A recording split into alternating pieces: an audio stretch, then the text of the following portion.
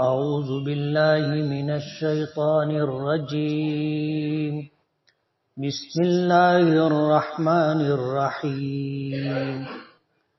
أرأيت الذي يكذب بالدين فذلك الذي يدع اليتيم ولا يحض على طعام المسكين فويل للمصلين الذين هم عن صلاتهم ساهون الذين هم يراءون ويمنعون الماعون.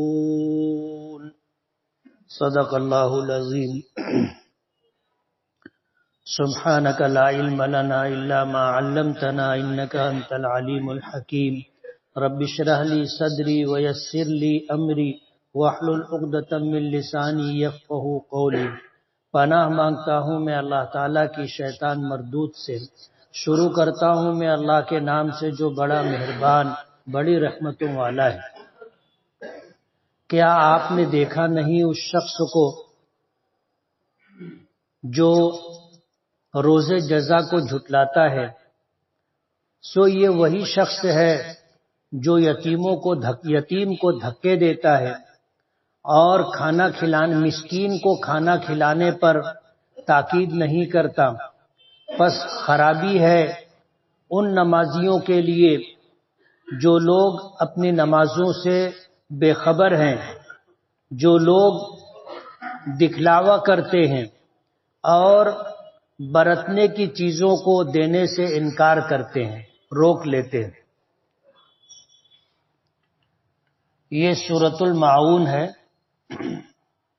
اس کو سورۃ الیتیم بھی کہا جاتا ہے، سورۃ المسکین بھی کہا جاتا ہے. اس کے کئی نام ہیں. یہ مکہ مکرمہ میں نازل ہوئی. یہ مکی صورت ہے اور اس میں 7 آیتیں ہیں.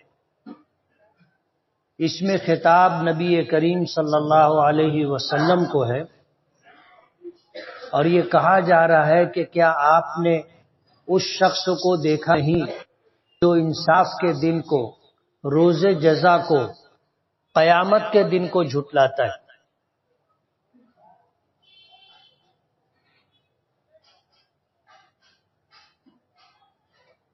آپ اس سے اندازہ کر سکتے ہیں کہ ایک شخص صاحب ایمان اس وقت کہلائے گا، اسے مومن اس وقت کہا جائے گا جب وہ آخرت کے دن پر اور قیامت کے دن حساب و کتاب کو مانتا ہوگا. پہلے بھی یہ بات بتائی جا چکی کہ ماننے کا نام ایمان ہے اور کرنے کا نام اسلام ہے. ایمان کہتے ہیں ماننے والی چیزوں کو ماننا، جیسے اللہ کو ایک ماننا، اللہ کو رب ماننا، اللہ کو معبود ماننا کہ اللہ کے علاوہ کوئی عبادت کے لائق نہیں. رسولوں کو، نبیوں کو، ان کی نبوت کو اور رسالت کو ماننا. قرآن اور دیگر آسمانی کتابیں منزل من اللہ ہے کہ اللہ پاک نے اتاری تھی. یہ آسمانی کتابیں ہیں، اس کو اللہ کی آسمانی کتاب ماننا. فرشتوں کے وجود کو ماننا، یہ اللہ کا غیبی نظام. اس دنیا میں جو کچھ بھی ہوتا ہے، جو تبدیلیاں آتی ہیں، اللہ نے فرشتوں کو اس کام پر مامور کر رکھا ہے.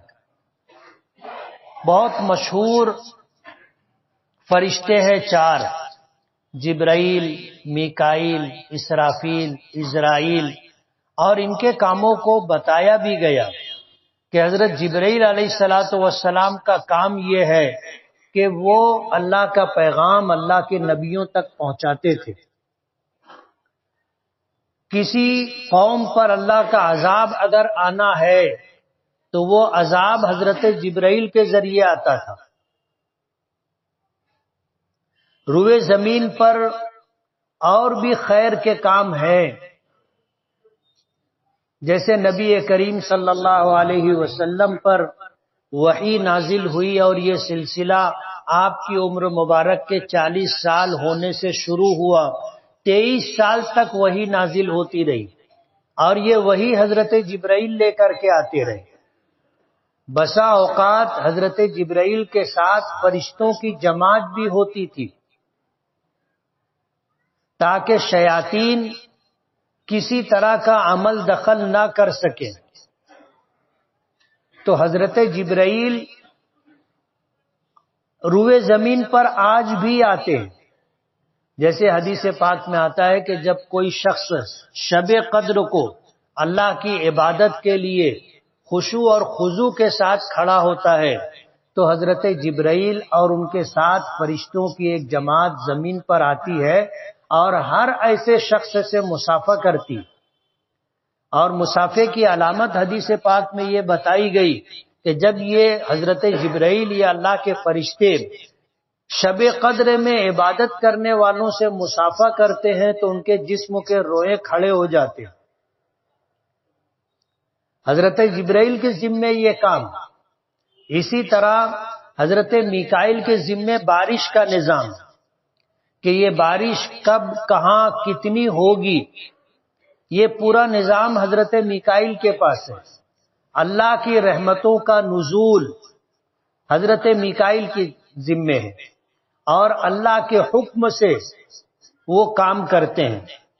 اسرافیل کے ذمے ہے سور پھونکنا۔ حدیث پاک میں آتا ہے کہ وہ سور منہ میں لیے ہوئے عرش کی طرف نگاہ جمائے ہوئے ہیں، اللہ پاک کی طرف سے جیسے ہی اشارہ ہوگا، حکم ہوگا، سور پھونک دیں گے تو یہ پوری دنیا ختم ہو جائے گی، تباہ و برباد ہو جائے گی، جتنی مخلوقات ہیں سب پر فنا طاری ہو جائے گی، چاہے وہ انسان ہو یا انسانوں کے علاوہ اور کوئی مخلوق۔ اس کے بعد دوبارہ سور پھونکیں گے اللہ کے حکم سے، تو جتنے جاندار تھے وہ سب زندہ ہو کر کے میدان محشر میں پہنچیں گے۔ حضرت اسرائیل، ان کے ذمے روح قبض کرنے کی ذمہ داری، روح قبض کرنے کی۔ روح اللہ تعالی کا حکم ہے۔ نبی کریم صلی اللہ علیہ وسلم سے یہودیوں کے سکھلانے پر مشرکین نے آ کر سوال کیا تھا کہ روح کیا چیز ہے؟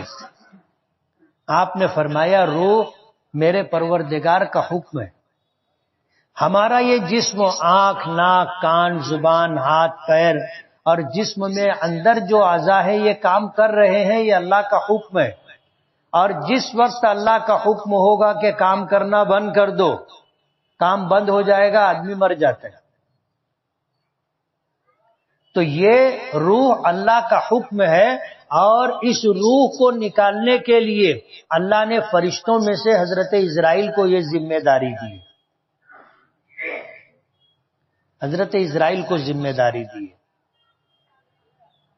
تو یہ اللہ کا غیبی نظام ہے جو اس دنیا میں جاری و ساری ہے، اور فرشتوں کے وجود کو ماننا کہ فرشتے ہیں اور اللہ کے حکم پر کام کر رہے ہیں، ایمان کے لیے ضروری ہے۔ اچھی بری تقدیر من جانب اللہ ہے، اسے ماننا ضروری ہے۔ مرنے کے بعد زندہ کیا جانا یہ ماننا ضروری ہے۔ میدان محشر میں جمع ہونا یہ ماننا ضروری ہے۔ حساب و کتاب ہوگا یہ ماننا ضروری ہے۔ حساب و کتاب کے بعد آدمی کا ٹھکانہ یا تو جنت ہوگا یا جہنم ہوگا، یہ ماننا ضروری ہے۔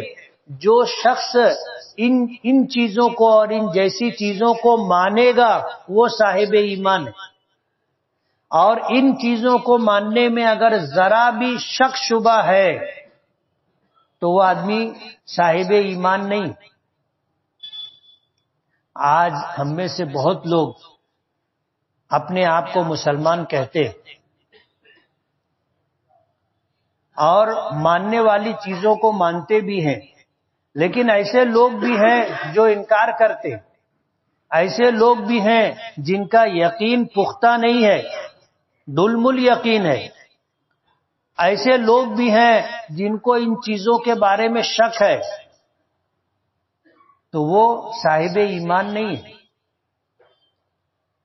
تو ماننے والی چیزوں میں ایک روز جزا بھی ہے، مرنا ہے، مرنے کے بعد دوبارہ زندہ کیا جانا ہے، اور اس دنیا میں جو کچھ ہم نے اچھا یا برا کیا ہے کل میدان محشر میں اللہ کے سامنے اس کا حساب و کتاب دینا ہے۔ یہ ہے دین، بدلے کا دن، روز جزا، جس کو ہم قیامت کہتے ہیں، روز محشر کہتے ہیں، حساب و کتاب کا دن کہتے ہیں۔ اللہ کے نبی صلی اللہ علیہ وسلم کو کہا جا رہا ہے کہ کیا آپ نے اس شخص کو دیکھا نہیں جو بدلے کے دن کو جھٹلاتا ہے؟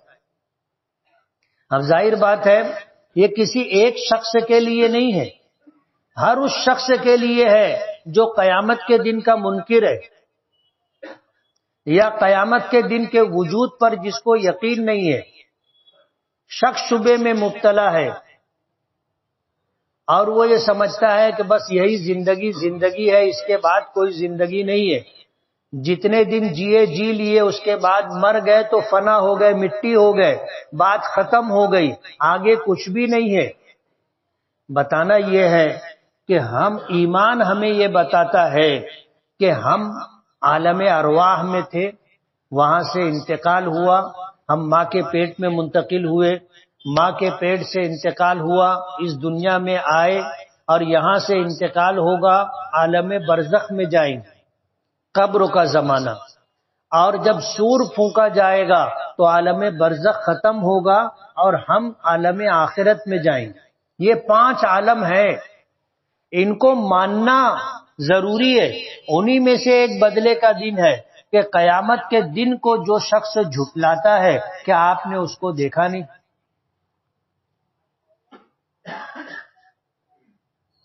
مشرکین مکہ میں ایسے لوگ تھے جو ان جیسی باتوں کو جھٹلاتے تھے، آخرت کو نہیں مانتے تھے، قیامت کو نہیں مانتے تھے، دوبارہ زندہ کیے جانے کو نہیں مانتے تھے، اچھی بری تقدیر کو نہیں مانتے تھے، اللہ تعالیٰ کی ربوبیت، الوہیت اور وحدانیت کو نہیں مانتے تھے، نبیوں کی نبوت اور رسالت کا انکار کرتے تھے۔ حضور کے سامنے یہ سب کچھ ہوا، اللہ کے نبی صلی اللہ علیہ وسلم کو پوچھا جا رہا ہے کہ آپ نے دیکھا نہیں؟ دیکھا نہیں کا مطلب یہ ہے کہ کیا آپ کو معلوم نہیں ہے؟ آپ کو معلوم ہے۔ فَذَلِكَ الَّذِي يَدُعُّ الْيَتِيمَ، یہ وہ شخص ہے جو یتیم کو دھکے دیتا ہے۔ مفسرین نے لکھا ہے کہ جس کے پاس ایمان نہیں ہوگا، آخرت کا یقین نہیں ہوگا، اور اچھا کام کرنے پر نیکیاں ملیں گی، قیامت کے دن اچھا بدلہ ملے گا، جو اس شخص کو اس بات کو نہیں مانتا ہوگا، وہ شخص کیوں یتیم کے اوپر مال خرچ کرے گا؟ وہ کیوں ضرورت مندوں بھوکوں کو کھانا کھلائے گا؟ وہ کیوں ننگوں کو کپڑا پہنائے گا؟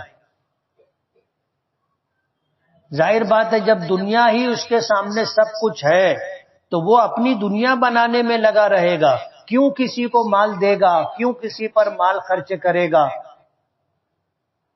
فرمایا کہ یہ وہ شخص ہے جو یتیم کو دھکے دیتا ہے، وَلَا يَحُضُّ عَلَىٰ طَعَامِ الْمِسْكِينِ، اور مسکین کو کھانا کھلانے کی ترغیب نہیں دیتا، لوگوں کو آمادہ نہیں کرتا، خود بھی نہیں کھلاتا اور کسی کو تاکید بھی نہیں کرتا۔ ظاہر بات ہے جو آخرت کو نہیں مانتا ہے وہ کھانا کیوں کھلائے گا؟ کھانا تو غریبوں کو، بھوکوں کو، ضرورت مندوں کو، مسافروں کو آدمی اس لیے کھلاتا ہے کہ میں کھلاؤں گا تو اللہ اجر دے گا، اور کل قیامت کے دن میدان محشر میں یہ نیکیاں مجھے کام آئیں گی۔ میں بھوکوں کو کھانا کھلاؤں گا، بیماروں کی عیادت کروں گا، ضرورت مندوں کی مدد کروں گا، ننگے لوگوں کو کپڑا پہناؤں گا، مصیبت زدہ پریشان حال لوگوں کی مدد کروں گا۔ یہ کام وہی کرے گا جس کو جزا اور بدلے کی امید ہوگی، اور جو ان چیزوں کا انکار کرتا ہوگا وہ یہ سب کام کیوں کرے گا؟ نہیں کرے گا۔ تو بخل کی وجہ سے خود بھی نہیں خرچ کرتا، کھلاتا نہیں، اور کسی کو کھلانے کی ترغیب بھی نہیں دیتا۔ فرمایا فویل للمصلین، خرابی ہے، بربادی ہے، تباہی ہے نماز پڑھنے والوں کے لیے۔ لیکن یہ بات ابھی پوری نہیں ہوئی۔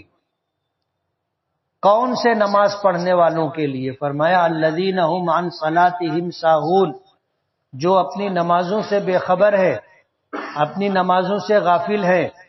پہلے پابندی سے نماز پڑھتے تھے، اب نماز پڑھنا بند کر دیا ہے۔ پہلے نماز کا اہتمام کرتے تھے، اب نمازوں میں سستی کرنے لگے۔ پہلے مسنون وقت پر نماز پڑھ لیا کرتے تھے، اب جب جی چاہتا ہے نماز پڑھتے ہیں، وقت مسنون کا خیال نہیں رکھتے۔ پہلے جماعت سے نماز پڑھنے کی فکر کیا کرتے تھے، اب جماعت کی نماز کی ان کو کوئی فکر نہیں ہے۔ تو نمازوں میں کوتاہی کرنے والوں کے لیے ہلاکت اور بربادی۔ جو لوگ وقت پر نماز پڑھتے ہیں، جو لوگ پابندی سے نماز پڑھتے ہیں، جو لوگ خشوع اور خضوع سے نماز پڑھتے ہیں، جو لوگ اطمینان سے نماز پڑھتے ہیں کہ رکوع کیا تو اطمینان سے کھڑے ہوتے، پھر سجدے میں جاتے ہیں، سجدے سے اٹھے تو اطمینان سے بیٹھتے ہیں، پھر دوسرے سجدے میں جاتے ہیں۔ آپ بہت سارے لوگوں کو دیکھو گے، رکوع سے اٹھے اطمینان سے کھڑے بھی نہیں ہوئے، سجدے میں جانے کے لیے جھک جاتے، حرکت شروع ہو جاتی ہے۔ ایک رکن کو اطمینان سے ادا کرنا ہمارے یہاں واجب ہے۔ امام شافعی، امام احمد ابن حنبل رحمۃ اللہ علیہ کے یہاں فرض ہے۔ ہم رکوع سے اٹھے اطمینان سے کھڑے نہیں ہوئے، جسم کے اعضاء کی حرکت ختم نہیں ہوئی اتنی دیر کہ ہم ایک مرتبہ سبحان ربی العظیم پڑھ لیں یا سبحان ربی الاعلی پڑھ لیں، اتنی دیر اطمینان سے ہم کھڑے نہیں ہوئے، ہم نے واجب چھوڑ دیا۔ دیگر اماموں کے نزدیک ہم نے واجب فرض چھوڑ دیا، ہماری نماز کیسے ہوگی؟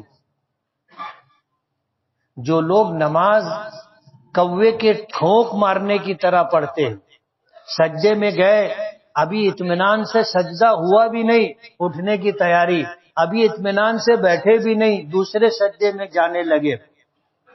یہ ساری چیزیں مفسرین نے لکھا ہے کہ اس میں شامل ہے۔ تو خرابی ہے ان نمازیوں کے لیے جو اپنی نمازوں سے بے خبر ہیں یا اپنی نمازیوں میں کوتاہی کے مرتکب ہیں۔ میں نے تفصیل بتائی کیا کیا چیزیں اس میں شامل ہیں۔ ہم نماز پڑھتے ہیں تو ہمیں اس کی فکر کرنی چاہیے۔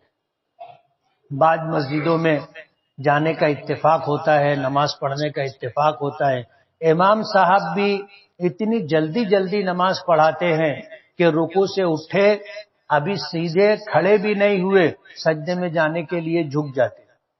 جو ان کے پیچھے نماز پڑھ رہے ہیں، امام اور مقتدی کا ہر عمل میں امام کے ساتھ شریک ہونا ضروری ہے، اور یہ شرکت ایک تسبیح کے بقدر ہونی چاہیے، یعنی سبحان ربی العظیم کہہ سکے، سبحان ربی الاعلی کہہ سکے، اتنی مقدار امام کی اور مقتدی کی شرکت ضروری ہے۔ جیسے امام صاحب رکوع سے اٹھے، قوما میں آئے، کھڑے ہوئے، اب ہم اٹھے مقتدی، تو دونوں کا کھڑا ہونا ایک ساتھ اتنی دیر ہونا چاہیے کہ ایک مرتبہ سبحان ربی العظیم پڑھا جا سکے۔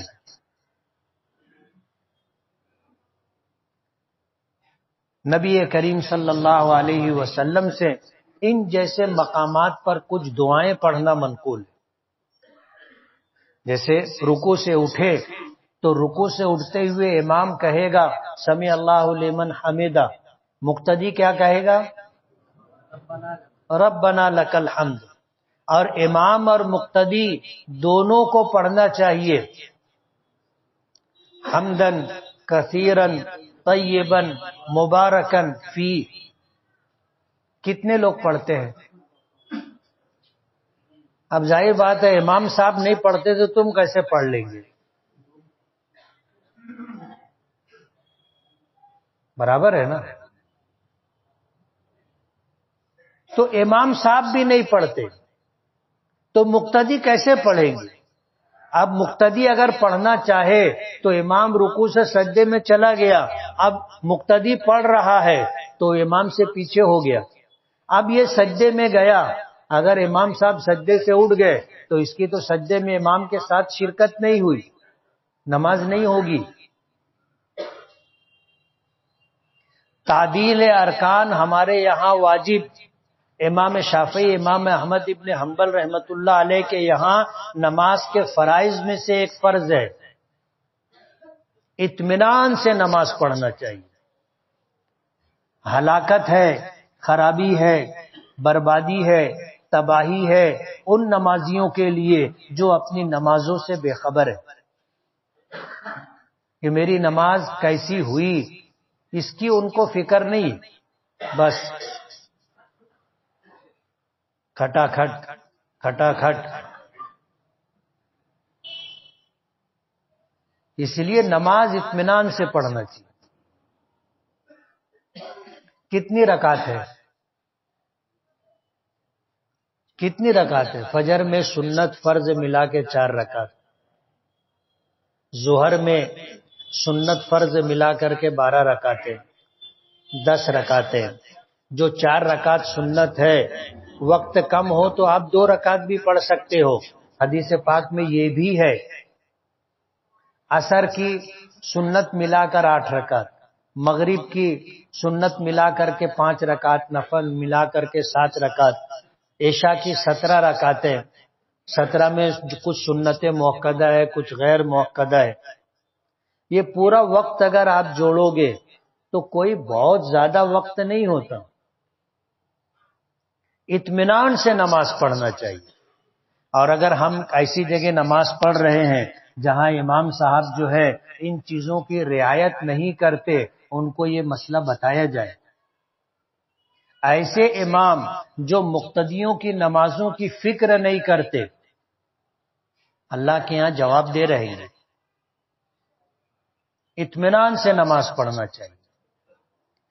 رکوع سے اٹھنے کے بعد رب سمع اللہ لمن حمدہ ربنا لک الحمد حمدا کثیرا طیبا مبارکا فیہ۔ ہم سجدے میں گئے، سجدے سے اٹھ کر کے بیٹھے تو دعا ہے اللہم اغفر لی وارحمنی وعافنی واہدنی وارزقنی۔ کتنے لوگ پڑھتے ہیں؟ یاد بھی نہیں ہوگی۔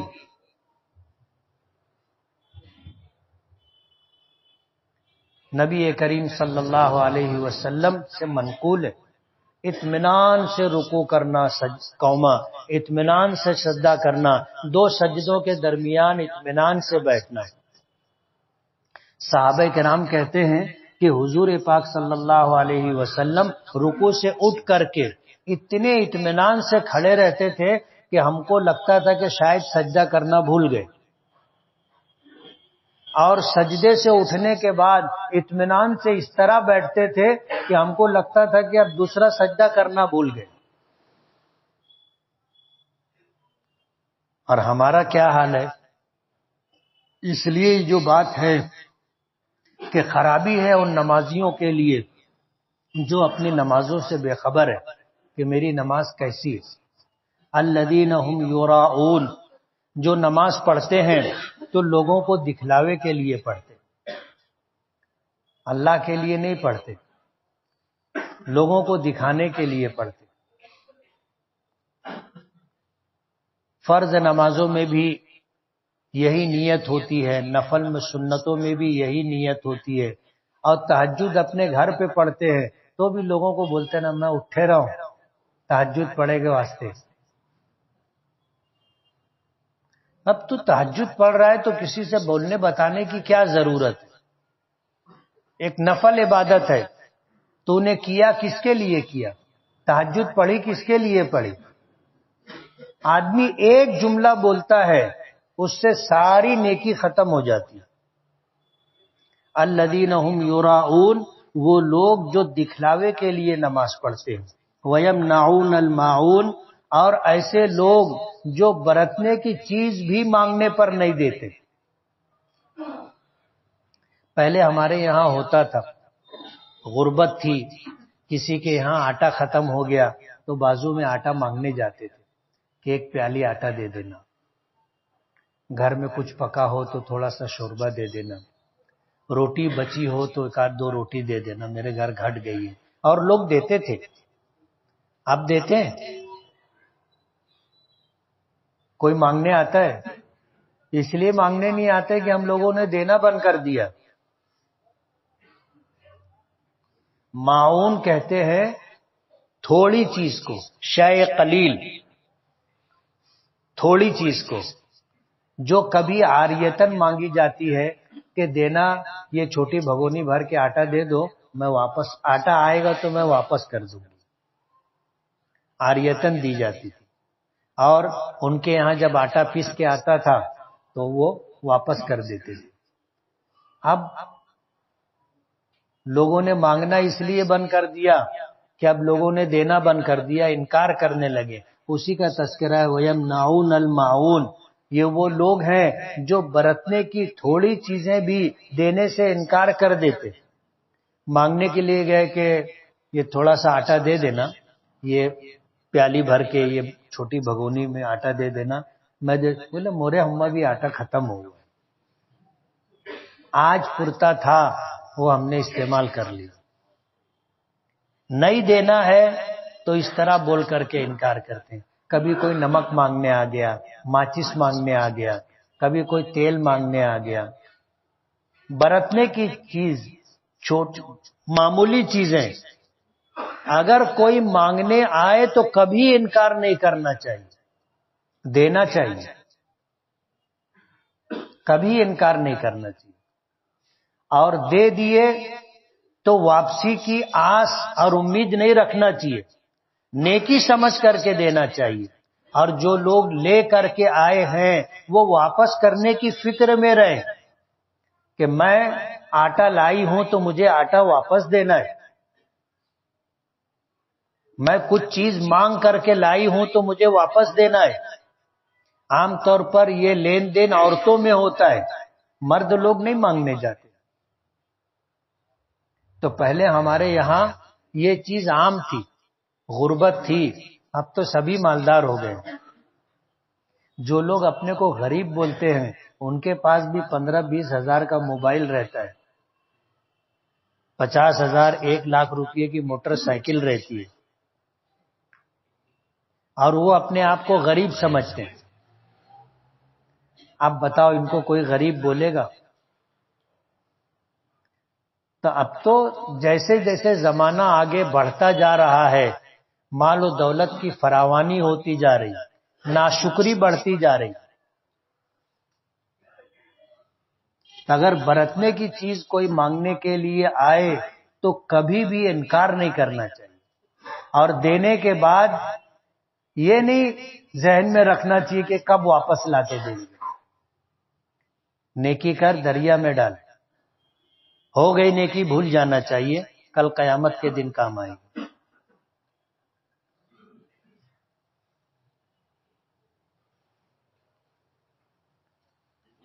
مسجد میں داڑھی میں کنگھا کرنا کیسا ہے یا کس جگہ کرنا چاہیے؟ حضور پاک صلی اللہ علیہ وسلم کی عادت شریفہ تھی، آپ سر کے بالوں میں اور داڑھی میں کنگھا کیا کرتے تھے، لیکن روزانہ نہیں، روزانہ نہیں۔ بعض لوگ کی عادت ہوتی ہے ہر نماز کے بعد، ہر نماز سے پہلے وضو کے بعد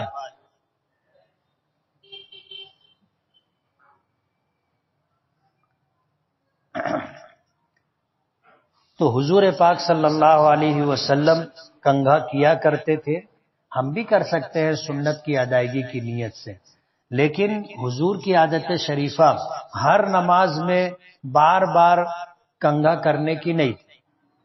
اسی طرح کسی سے جب ملاقات ہوتی ہے تو ملاقات بھی روز روز نہیں کرنی چاہیے۔ حضور نے فرمایا زر غباً تزدد حبا، کہ ملاقات میں بھی گیپ رکھنا چاہیے، ایک آدھ دو دن کا ناغہ رکھنا چاہیے تو محبت بڑھے گی۔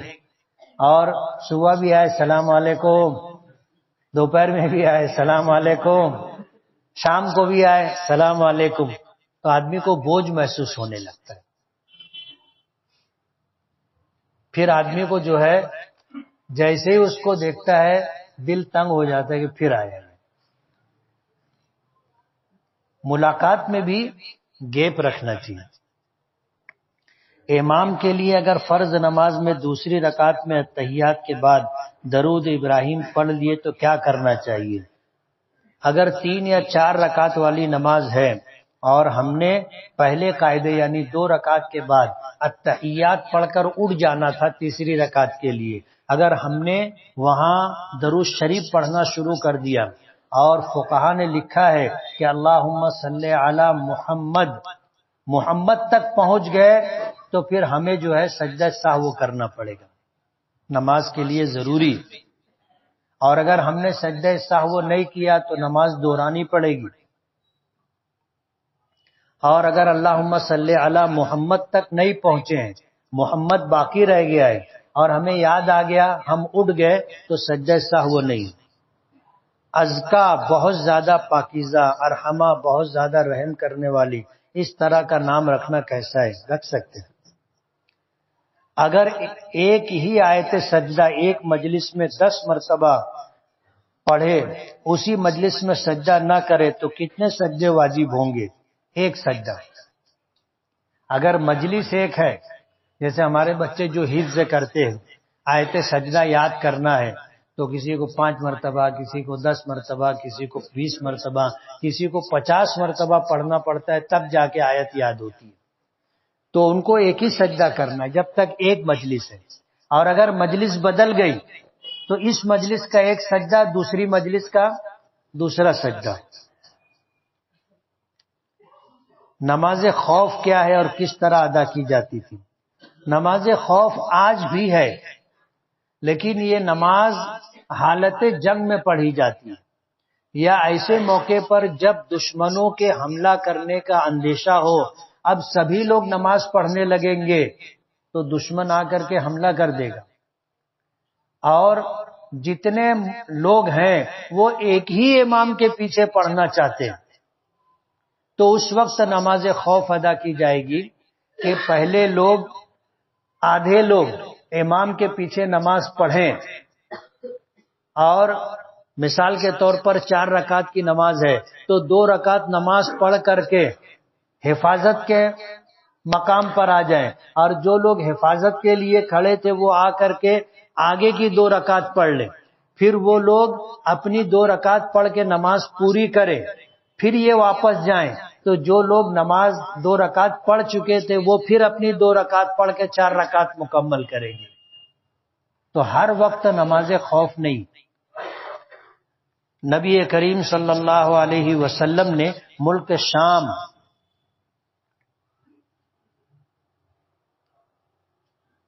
حدیث کی روشنی میں کیا فرمایا اور موجودہ صورتحال مسلمانوں کے لیے فائدہ مند ہوگی؟ ملک شام کی اموی مسجد مسلمانوں کے لیے اتنی اہم کیوں ہے؟ حضرت سلیمان علیہ السلام کی جس پتھر پر تاج پوشی کی گئی تھی، کیا وہ پتھر آج برطانیہ کی حکومت کے پاس ہے؟ معلوم نہیں. عیسائی کرسمس ڈے تہوار کیوں مناتے ہیں؟ یہ حضرت عیسیٰ علیہ السلام کی پیدائش کا دن ہے، اس لیے وہ لوگ مناتے ہیں. شیعہ، بوہری اور دوسرے مذاہب کے لوگوں کی عبادت گاہوں میں جانا کیسا ہے؟ جا سکتے ہیں، کوئی حرج نہیں. خرید و فروخت تو ان سے کرنا کیسا ہے؟ کر سکتے، ہر ایک سے خرید و فروخت. تم شیعہ بوہری لوگوں کے بارے میں پوچھ رہے، ہندو کے بارے میں کیوں نہیں پوچھے؟ مشرک اور کافر کے بارے میں کیوں نہیں پوچھے؟ ہم تو ان سے لین دین کرتے ہیں نا، اس لیے یہ بیکار کے سوالات ہیں. زید کا بھائی روزانہ کسی کے یہاں صبح 11 بجے سے رات کے 11 بجے کے درمیان 2 جگہ جاب کرتا ہے، اور ابھی اسے 11 بجے سے لے کر 1 بجے تک ایک جگہ اور نوکری ملی ہے، اور وہ رات کو 1 بجے گھر واپس لوٹتا ہے. کیا اتنی رات تک کام کرنا درست ہوگا؟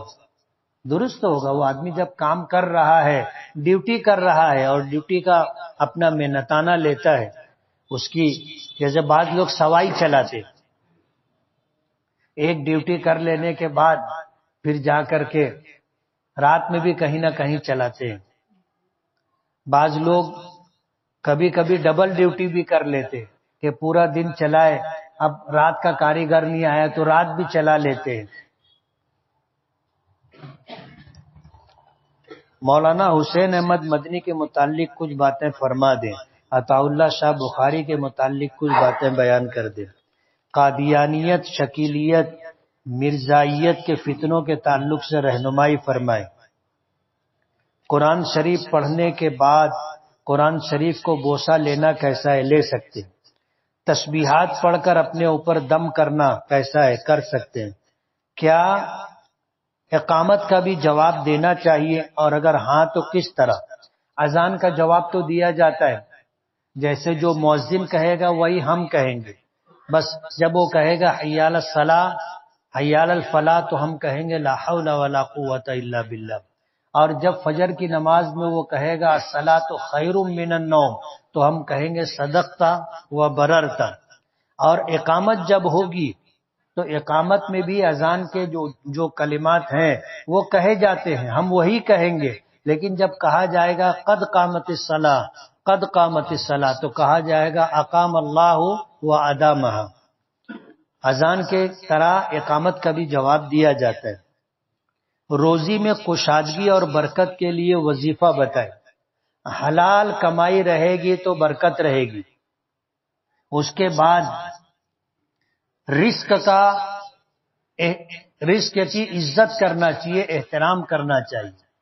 حضور نے فرمایا اکرم الخبز، روٹی کی عزت کرو، روٹی ہاتھ میں لے کر کے کھاؤ. بعض لوگ روٹی یہاں دسترخوان پہ رکھ دیتے اور ایسے توڑ توڑ کر کے کھاتے رہتے ہیں. ان کی نیت بے عزتی کرنے کی نہیں ہوتی، لیکن حضور نے فرمایا روٹی کی عزت کرو، تو روٹی کے ساتھ ہر کھائی جانے والی چیز کی عزت کرنا چاہیے. جو دسترخوان پر دانہ گر جائے، ریزہ گر جائے، اسے اٹھا کے کھانا چاہیے. پلیٹ کو صاف کرنا چاہیے.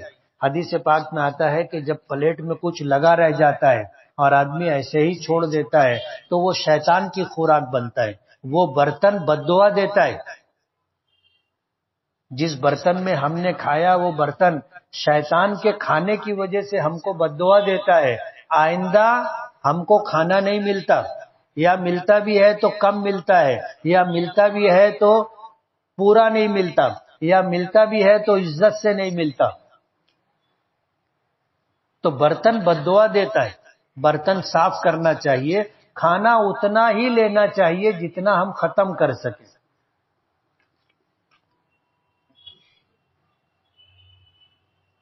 نماز جمعہ کے لیے مکہ مکرمہ میں باوضو جانے کے بعد اگر وضو نماز جمعہ سے پہلے ٹوٹ گیا تو کیا کریں؟ وضو تو کرنا پڑے گا، وضو کرنا پڑے گا ہر حال میں، چاہے رش کتنا ہی کیوں ہو. نہیں تو آپ نماز مت پڑھو. جان بوجھ کر کے بغیر وضو کے نماز پڑھنے سے ایمان چھین لیے جانے کا خطرہ ہے. نفل نماز میں سجدہ تلاوت بھول جانے پر کیا کریں؟ اللہ سے توبہ و استغفار کریں. نماز کے بعد ایک سجدہ کر لیں اور اللہ سے توبہ و استغفار کریں.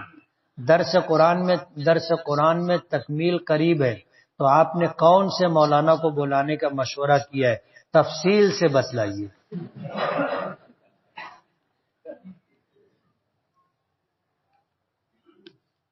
میں نے پوچھا تھا ایک موقع پر کہ بھائی کن کو بلانا چاہیے، تو کسی نے کہا کہ مولانا ذوالفقار نقشبندی دامت برکاتہم کو، تو پاکستان سے تعلق رکھتے ہیں، ان کا آنا ممکن نہیں.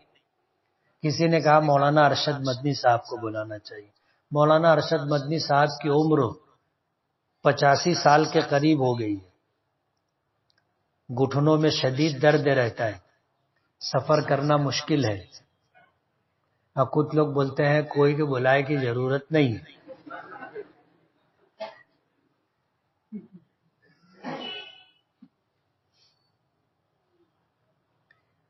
میرا ایک دوست بول رہا تھا کہ خانہ کعبہ کے امام اہل حدیث ہے، کیا یہ صحیح ہے؟ صحیح نہیں ہے، وہ حنبلی ہے. امام احمد ابن حنبل رحمت اللہ علیہ کو ماننے والے، اگر پیشاب کے قطرے ٹپکے جس کپڑے پر اور اگر وہ کپڑا سوکھ جائے تو اس پر نماز پڑھ سکتے ہیں؟ نہیں پڑھ سکتے، وہ کپڑا ناپاک ہے۔ لیکن پورا کپڑا ناپاک نہیں، جتنی جگہ پر پیشاب لگا ہے اگر ہم اس کو 3 مرتبہ دھوئے اور اچھی طرح نچوڑ لیں تو پھر وہ کپڑے میں نماز پڑھ سکتے ہیں۔ کیا آستین کو فولڈ کر کے نماز پڑھ سکتے ہیں؟ آستین کو فولڈ کرنے کا مطلب یہ کہ ایک تو کوہنی کے اوپر تک یا آدھی آستین ہے تو اس میں نماز مکروہ ہوگی، اور اگر ہم نے آستین ایسے ہی فولڈ کر لی ہے تو اس میں کسی طرح کی کراہت نہیں۔ نئے سال کی مبارکباد کسی کو دے سکتے ہیں کیا؟ سوال یہ ہے کہ یہ مبارکباد دینے کی چیز ہے بھی کیا؟ اب ظاہر بات ہے ہماری زندگی کا 1 سال، جتنے سال گزر گئے وہ ختم ہو گئے، بچا کیا ہے معلوم نہیں، اس لیے ایسی چیزوں پہ مبارکباد نہیں۔ سورہ کوثر پڑھنے کے کیا کیا فائدے ہیں؟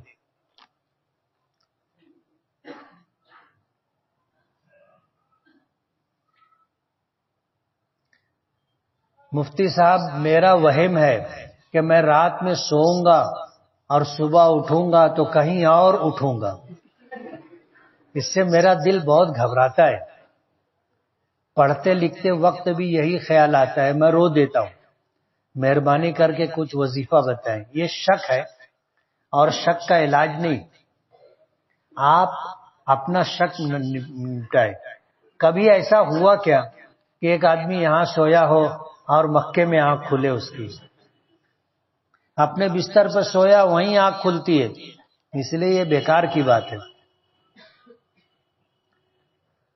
صبح شام آیت الکرسی پڑھنا، صبح شام چاروں کل پڑھنے کا معمول رہنا چاہیے، اور اسی طرح جو ماسورہ دعائیں ہیں، بسم اللہ الذی لا یضر مع اسمہ شیء فی الارض ولا فی السماء وهو السمیع العلیم، صبح و شام 3 مرتبہ پڑھنا چاہیے۔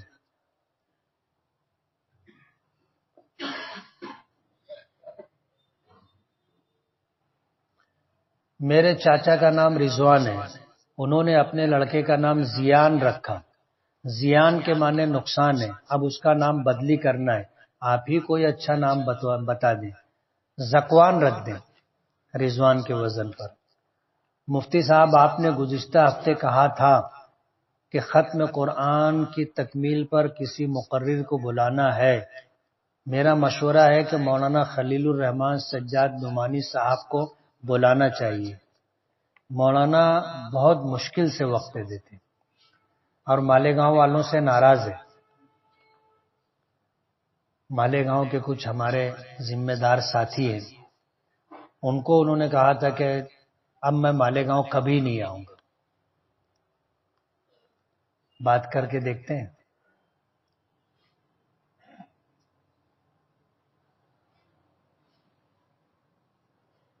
میں اپنے نانا کے چھوٹے بھائی کی لڑکی سے نکاح کرنا چاہتا ہوں جو کہ رشتے میں میری خالہ لگتی ہے اور میری ہم عمر ہے، تو اس سے نکاح کرنا کیا جائز ہوگا؟ جائز ہوگا،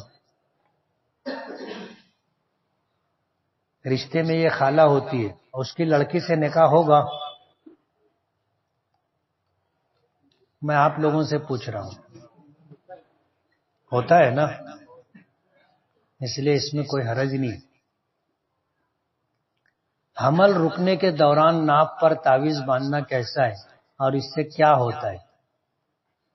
حفاظت حمل کی تعویذات دی جاتی ہے، اس کو باندھ سکتے ہیں، لیکن تعویذات باندھنے میں اختلاف ہے، بعض لوگ اسے ناجائز کہتے ہیں، شرک کہتے ہیں، ائمہ نے، علماء نے، فقہا نے اس کی اجازت بھی دی ہے، اس لیے بہتر یہ ہے کہ بجائے تعویذ باندھنے کے جو حفاظت کی دعائیں ہیں، آیت الکرسی ہے، چاروں کل ہے، اور بھی معصورہ دعائیں ہیں، صبح شام اس کے پڑھنے کا اہتمام ہونا چاہیے۔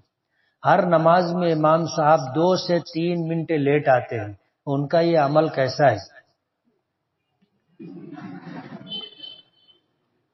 امام اور مؤذن بہت مظلوم لوگ ہیں، بہت مظلوم لوگ ہیں، اور لوگ جو ہے ان ساری باریک باریک چیزوں کو دیکھتے رہتے ہیں۔ میں جب یہاں نیا نیا امام ہوا تھا تو اندر حجرے میں بھی، مدرسے میں بھی گھڑی ہے، یہاں بھی گھڑی ہے۔ مدرسے کی گھڑی 2-3 منٹ پیچھے تھی، تو میں اس گھڑی کے حساب سے اس دروازے سے اندر آئے جب مسجد وہیں تک تھی، یہ اضافہ نہیں ہوا تھا۔ تو ہمارے ایک مصلی تھے، میں جیسے ہی دروازے سے داخل ہوا انہوں نے دیکھا اور کہا کہ اب آئے ہیں پہلوان اکھاڑے میں۔ میں سنا اور حیران ہو گیا کہ یار کیا بات ہے۔ جب میں آ کے مصلی پہ کھڑا ہوا تو سامنے گھڑی دیکھا تو 2-3 منٹ لیٹ آیا تھا میں، تو میں نے نماز مکمل کی اور سلام پھیرنے کے بعد میں نے کہا کہ مسئلہ یہ ہے کہ امام جب آئے گا جب نماز کھڑی ہوگی، مقتدی کو امام کا انتظار کرنا چاہیے۔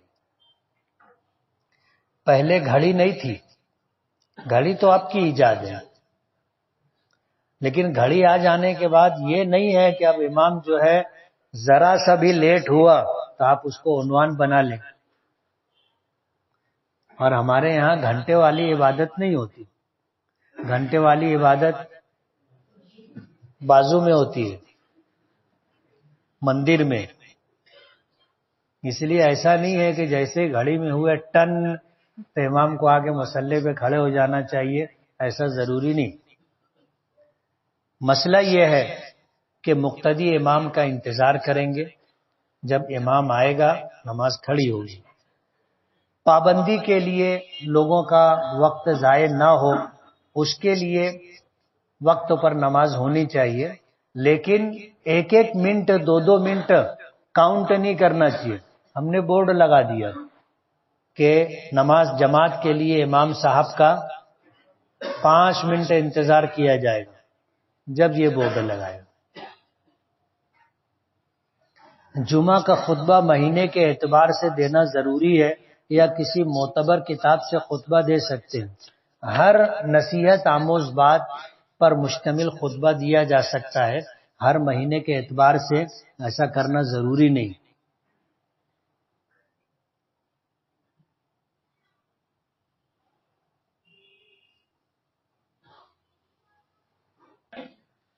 میں 2023 میں حج کرنے گئی تھی، جمرات سے کنکری مار کر نکل رہے تھے تو راستے میں 500 ریال کا نوٹ ملا، میں اٹھا کر روم پر لے کر آ گئی۔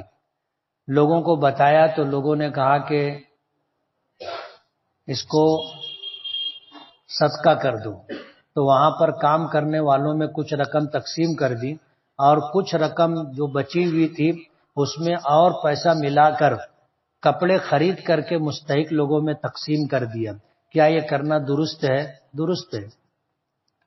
2001 میں طلاق ہوا تھا اور تب اتنی معلومات نہیں تھی کہ طلاق ہونے کے بعد عدت میں بیٹھنا ضروری ہے۔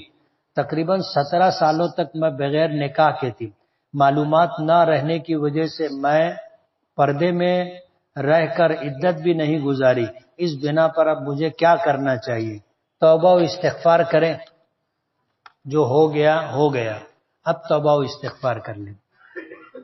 زید کو غسل جنابت کرنا ہے، زید اگر نجس کپڑا پہن کر غسل کرے تو کیا اس کا غسل ہو جائے گا؟ ناپاک کپڑا پہن کے کیوں غسل کرے گا؟ آدمی حمام میں یا باتھ روم میں غسل کیوں کرتا ہے؟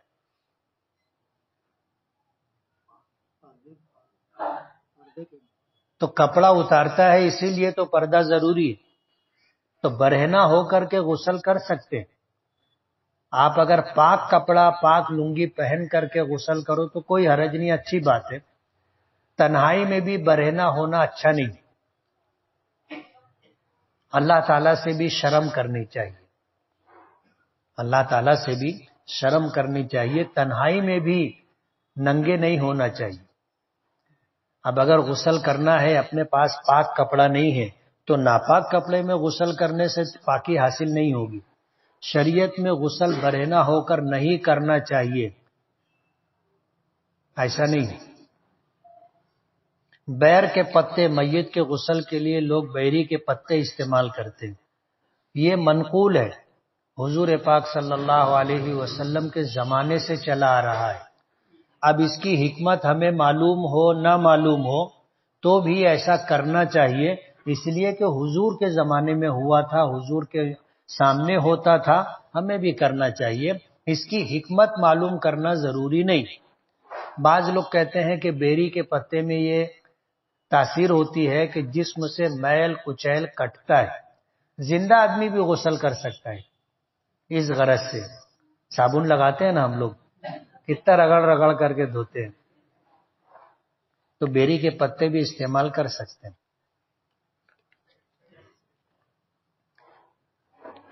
نماز میں خشوع و خضوع پیدا کرنے کا طریقہ بتائیں. آدمی نماز پڑھ رہا ہے تو کھڑا ہے تو سجدے کی جگہ پر نظر رہنا چاہیے. رکوع میں ہے تو دونوں قدموں پہ نظر رہنا چاہیے. سجدے میں ہے تو ناک پر نظر رہنی چاہیے. ایک بات. دوسری بات یہ کہ آدمی اس بات کا استحضار رکھے، یعنی یاد رکھے کہ میں قیام کی حالت میں ہوں، میں رکوع کی حالت میں ہوں، میں سجدے کی حالت میں ہوں. اسی طرح اگر نماز پڑھ رہا ہے خود اپنی تو میں سورہ فاتحہ پڑھ رہا ہوں، میں فلاں سورت پڑھ رہا ہوں. ان چیزوں کا اگر دھیان رکھیں گے تو انشاءاللہ خشوع خضوع پیدا ہوگا.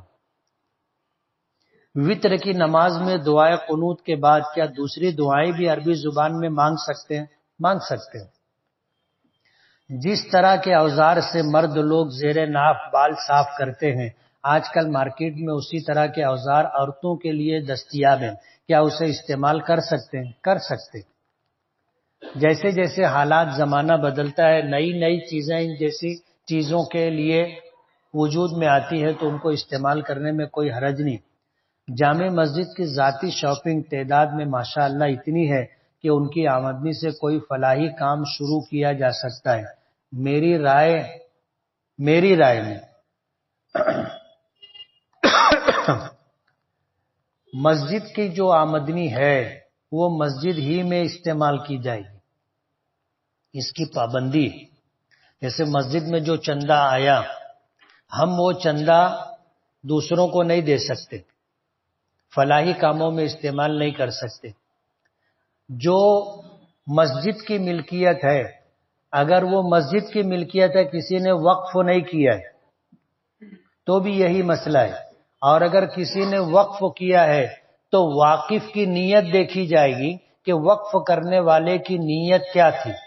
اگر اس نے مسجد کو دیا ہے تو وہ رقم مسجد ہی میں استعمال ہوگی، اور اگر اس نے وقف کیا کہ مسجد میں لگے تو مسجد میں، کوئی مسافر آ گیا تو اس کو بھی دے سکتے ہیں. کوئی مدرسے والا مسجد والا چندے کے لیے آیا اس کو بھی دے سکتے ہیں. تو وقف کرنے والے کی نیت کے اعتبار سے مسجد کے علاوہ ان جگہوں پر بھی خرچ کر سکتے ہیں. مدرسہ جامعۃ الطاہرات بلٹھان تعلقہ نان گاؤں، 80 بچیاں زیر تعلیم ہیں. قیام اور طعام کے ساتھ مدرسے میں اناج کی ضرورت ہے. لوگ زکوٰۃ اور صدقات دیں فرمائیں. بھئی ادارے کا تعاون کریں.